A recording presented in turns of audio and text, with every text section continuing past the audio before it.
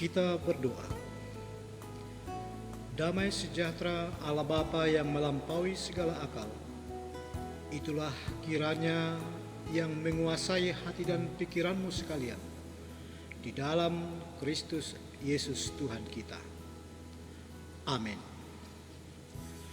Saudara-saudara yang dikasihi Yesus Kristus, pada hari ini, hari Minggu tanggal 12 Juli, yang dalam kalender gerejawi kita disebut sebagai minggu kelima setelah Trinitatis, firman Tuhan mengajak kita untuk memperhatikan sebuah tema, cintailah pendidikan.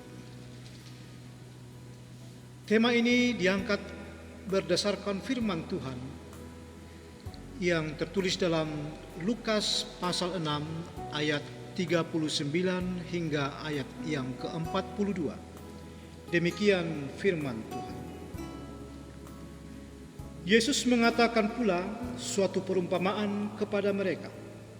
Dapatkah orang buta menuntun orang buta? Bukankah keduanya akan jatuh ke dalam lubang?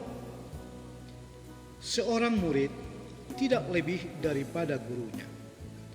Tetapi barang siapa yang telah tamat pelajarannya akan sama dengan gurunya.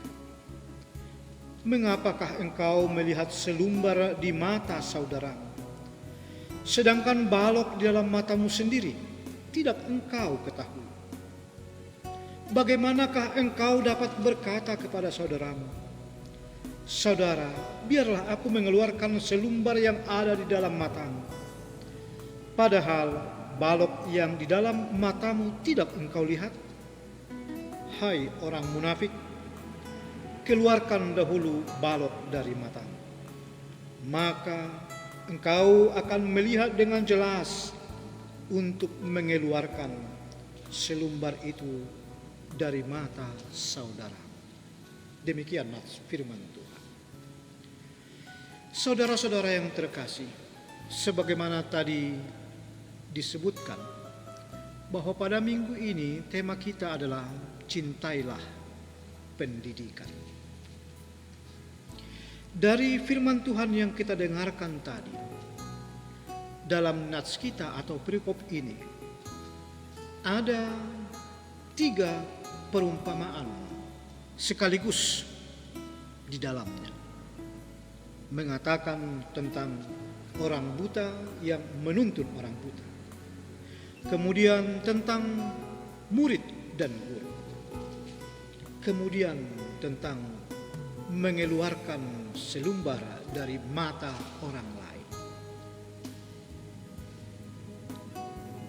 Saudara-saudara yang terkasih, sebenarnya hal ini adalah sebuah kritikan Tuhan Yesus kepada para pemimpin-pemimpin dan pengajar-pengajar agama pada masa itu.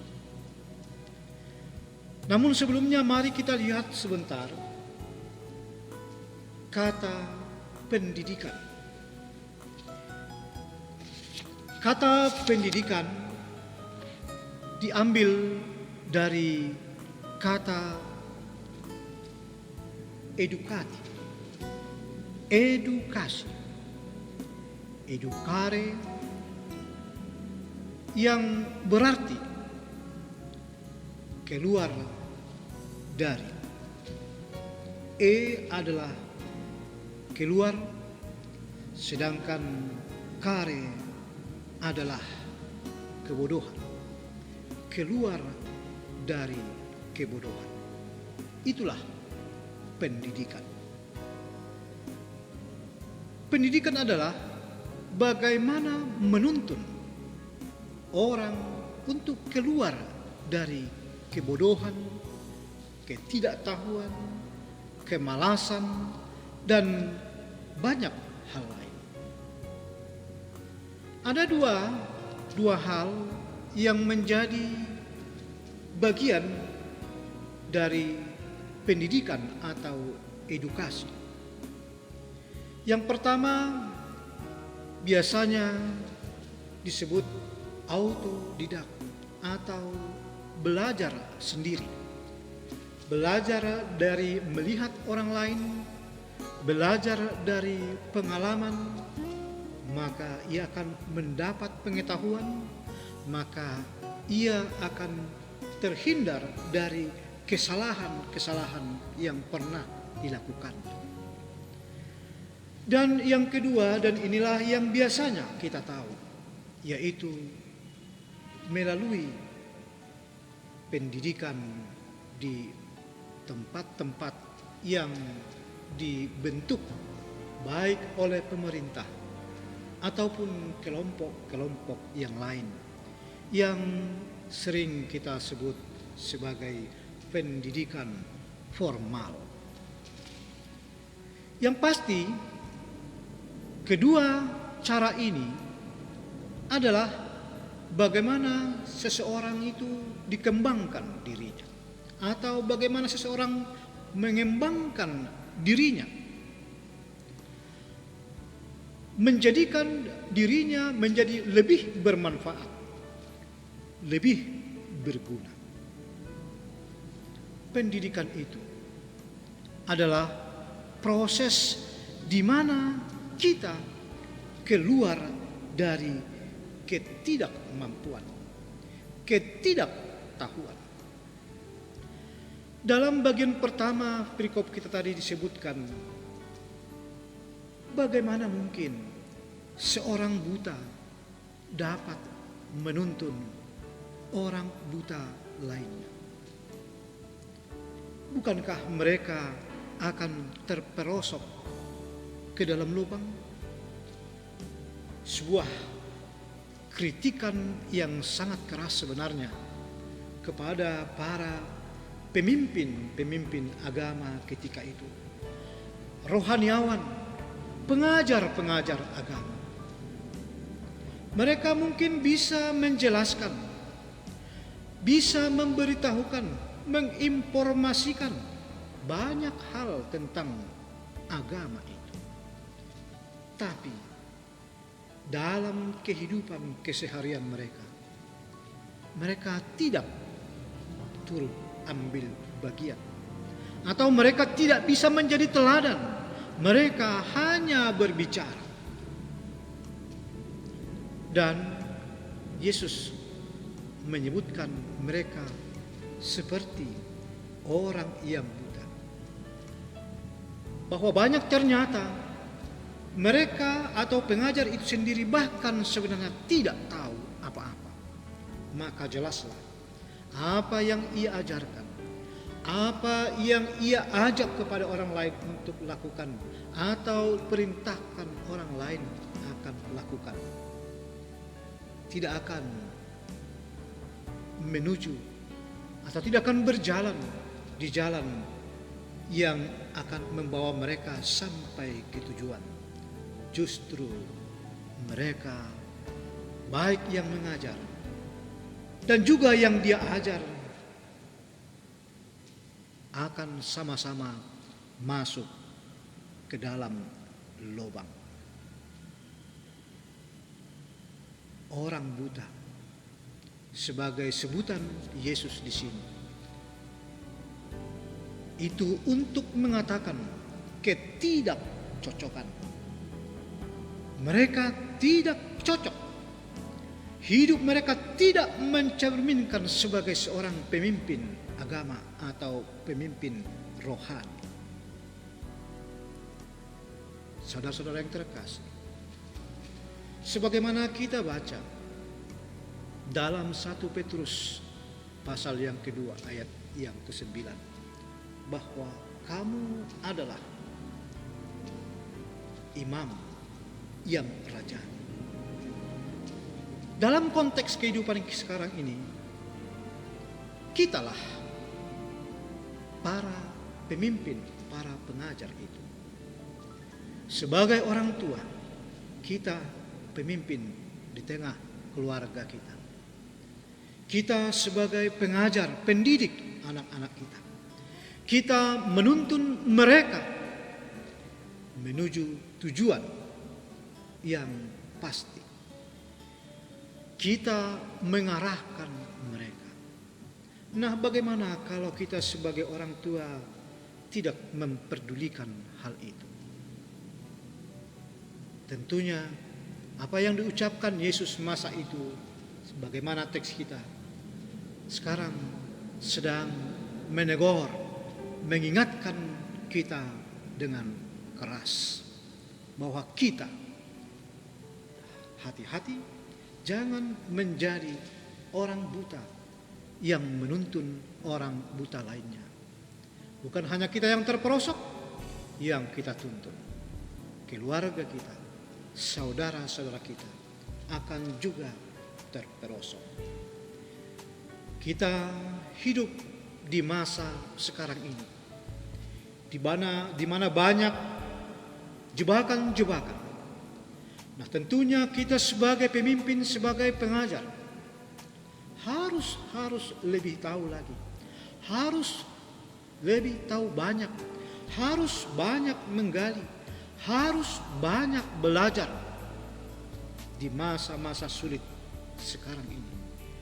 Bagaimana kita memimpin, bagaimana kita mengajar, bagaimana kita mendidik anak-anak kita, keluarga kita, agar dapat melalui situasi yang sulit ini. Dan juga sebagai orang Kristen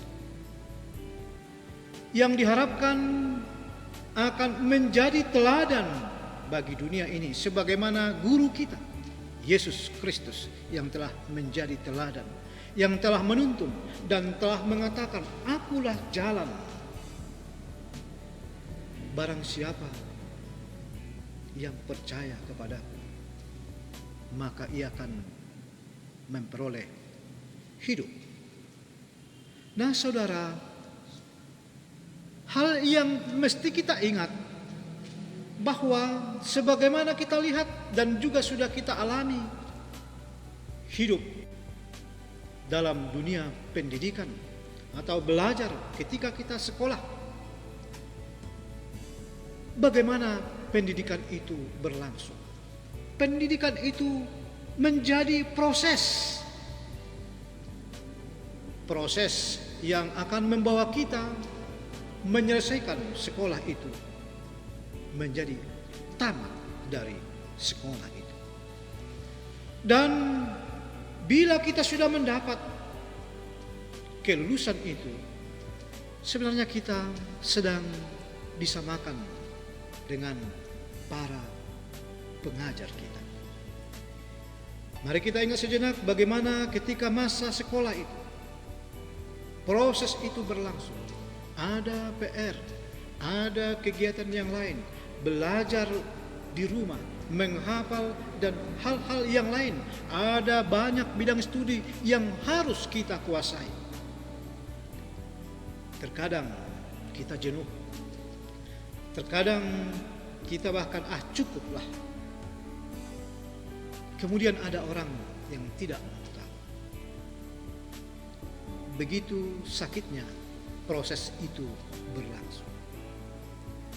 Itu jugalah yang mau diingatkan kepada kita, bahwa seorang murid tidak sama dengan gurunya. Tidak lebih baik dari gurunya, tetapi bila ia tamat, ia disempurnakan.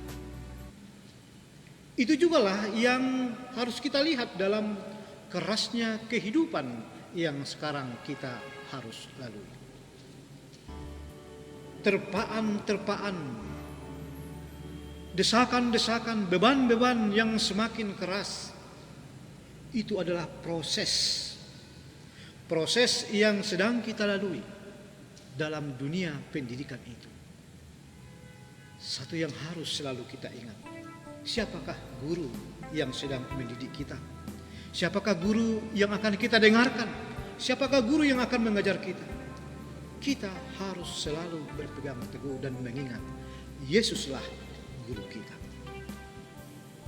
Yesuslah yang menjadi penuntun kita, yang akan membawa kita berjalan menuju kesempurnaan. Karena itu, mari kita lihat ketika ada hal-hal yang tidak menyenangkan, beban-beban berat yang sedang kita lalui, itu bagian dari proses pendidikan itu. Karena itu saudara, jangan mengeluh, jangan berputus asa. Itu adalah bagian yang harus kita cermati, yang akan membuat kita semakin mampu. Maka lihatlah itu, proses yang kita alami sebagai bagian pendidikan Tuhan untuk kita, agar kita disempurnakan dan boleh setara dengan Dia, karena Yesus mengatakan kita harus sempurna. Barang siapa mengikut aku, dia harus memikul salibnya. Dan secara pribadi, kita juga harus melihat bahwa kehidupan yang kita alami, yang sedang kita jalani sekarang ini adalah proses untuk diri kita sendiri. Dalam proses kehidupan kita, terkadang dan bahkan sering, bahkan menjadi tren, hanya melihat orang lain. Yang dilihat dari orang lain bukan kelebihannya, bahkan meskipun ada kelebihannya, justru di mata kita itu bukanlah suatu kelebihan, tapi suatu yang hendak kita cemooh dengan tegas dan keras. Dalam bagian ketiga perumpamaan dalam perikop kita ini, Yesus menegur, bagaimana mungkin kamu akan mengeluarkan selumbar di mata saudaramu, sedangkan balok di matamu sendiri? Masih ada. Saudara-saudara yang terkasih, itu juga yang sering terjadi dalam kehidupan kita. Menghakimi orang lain, menyalahkan orang lain, mengkritik orang lain. Kritik itu bagus, tapi bagaimana kalau akhirnya kita menghakimi orang lain? Belakangan ini kita sering mendengar berita hoaks, dan kita bahkan juga cenderung ikut menyebarluaskan berita hoaks tersebut, yang akhirnya menyudutkan, menjatuhkan orang lain. Dan apa yang menjadi dampaknya? Maka muncullah keributan-keributan, kerusuhan-kerusuhan, hal-hal yang tidak menyenangkan. Saudara yang dikasihi Yesus Kristus, kita semua jemaat yang dikasihinya, pada hari ini dalam proses pendidikan yang sedang kita jalani menuju kesempurnaan itu, hal yang senantiasa harus kita ingat, karena begitu mudahnya kita masuk ke dalamnya, adalah yang dikritik oleh Yesus. Jangan melihat yang tidak seberapa besarnya di mata orang lain, tapi di matamu yang begitu besar tidak engkau lihat. Jangan jadikan dirimu menjadi patokan bagi orang lain. Kita diingatkan agar senantiasa mengkoreksi diri kita dahulu, melihat ke dalam kita dahulu, baru kemudian melihat ke orang lain. Dan meskipun ada banyak kesalahan-kesalahan yang bisa kita lihat dilakukan atau pada orang lain, tapi marilah kita saling membantu, karena kita belum sempurna. Jangan justru menjadi meremehkan, menghakimi, menghujat orang-orang lain, karena kita adalah bagian umat yang baru. Di new normal sekarang yang sedang kita jalani. Dan mungkin di tempat kita belum seperti itu. Tapi apapun namanya itu, yang pasti kita sekarang masuk ke dalam situasi yang baru. Ada banyak hal yang baru menjadi bagian yang harus kita laksanakan. Ada kebijaksanaan yang diterapkan oleh pemerintah untuk menghindarkan kita dari kesusahan yang lebih besar lagi. Karena itu, saudara yang terkasih dalam Yesus Kristus, marilah kita mencintai didikan, mencintai pendidikan. Mari dengan seksama kita memperhatikan, dan mari kita semakin belajar melihat peluang-peluang yang ada di masa-masa sulit ini. Dan mari kita mulai belajar berbenah. Karena ternyata apa yang telah kita jalani selama ini tidak akan sama lagi. Ada situasi yang baru, di mana hal baru itu sering juga mencemaskan kita. Tetapi dengan satu peringatan, sebagaimana firman Tuhan hari ini, oleh gereja kita mengingatkan kita, cintailah didikan, cintailah pendidikan, sehingga diri kita tidak masuk ke dalam kebodohan. Mari banyak menggali, mari banyak mencari, mendengarkan suara Tuhan, mendengarkan firman Tuhan, sehingga kita akan semakin kuat, semakin mampu, dan semakin bisa melihat hal-hal baru itu, di mana Tuhan juga pasti akan menyertai kita dan menuntun kita. Karena tidak ada satupun yang terjadi di dunia ini tanpa sepengetahuan Tuhan. Dan harus kita yakini, rancangan-rancangan Tuhan tidak rancangan-rancangan yang akan menjadi malapetaka untuk kita, tetapi akan membawa kita ke dalam sukacita, kebahagiaan. Nah, bagaimana kita sekarang dalam proses ini menghadapinya? Mari kita lebih sungguh-sungguh. Mari lebih berikan hati dan pikiran. Mari semakin serius dengarkan firman Tuhan. Dan tetaplah bersama Tuhan. Tetaplah dalam tuntunan dan bimbingan Tuhan kita Yesus Kristus. Tetaplah senantiasa berjalan di jalan yang telah Tuhan tentukan untuk kita, sehingga kita akan semakin diperbaharui. Mari kita perbaharui diri kita.